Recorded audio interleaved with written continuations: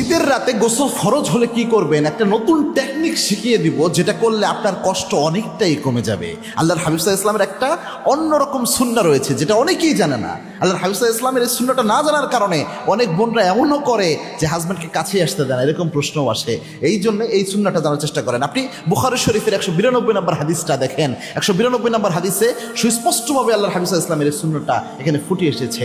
এবং আল্লাহর হাবিব এই ধরনের বিষয়গুলা, এই গোপনীয় বিষয়গুলো আল্লাহর হাবিব প্রকাশিত করতেন।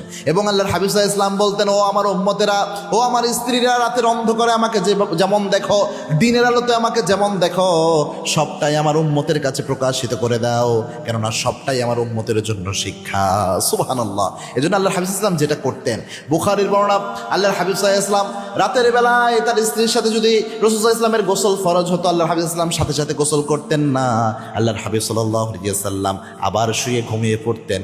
ফজরের আগ মুহূর্তে আল্লাহর হাবিব সাল্লাল্লাহু আলাইহি ওয়াসাল্লাম গোসল করে ফজরের নামাজে যেতেন। সুবহানাল্লাহ।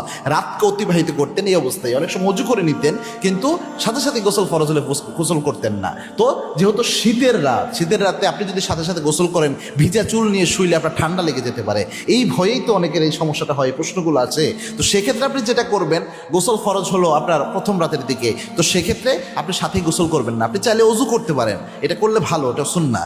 আর যদি ওযু না করেন, ওই অবস্থায় আপনি ঘুমায়ে গেলেন, ফজরের আগ মুহূর্তে উঠে আপনি ওই সময় গোসল করলেন। গোসল করার পর ফজরের পর যেহেতু নামাজ পড়ে আপনি বাইরের পরিবেশে যাবেন, ওই সময় আপনি চুলও শুকাতে পারবেন। ঘুমটা তো হয়ে গেছে, ঘুমেও ডিস্টার্ব হলো না, আপনার অসুস্থ হওয়ার সম্ভাবনা থাকলো না। তো সেক্ষেত্রে রসুলের নতুন এই হাদিসটা হয়তো অনেকেই জানে না, এই হাদিসটার আমল আপনার জিন্দগিতে চলে আসলো।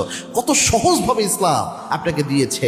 এজন্য রাসূল ইসলাম সবসময় সহজ করতেন। এবং আল্লাহর হাবিব ইসলাম বলতেন, বাশশিরু ওয়া লা তুনাফিরু, তোমরা সুসংবাদ দাও, দুঃসংবাদ দিয়ে ফিরিয়ে দিও না। ইয়াসসিরু ওয়া লা তুআসসিরু, অর্থাৎ সহজ করো, কঠিন করো না। ইসলাম অনেক সহজ একটা রিলিজিয়ন, আপনি যেন প্র্যাকটিস করতে পারেন, বাস্তবসম্মত এরকম একটা রিলিজিয়ন। সুতরাং কঠিন হওয়ার কিছু নাই। আল্লাহ আমাদের বোঝার তৌফিক দান করুন। আল্লাহুম্মা আমিন।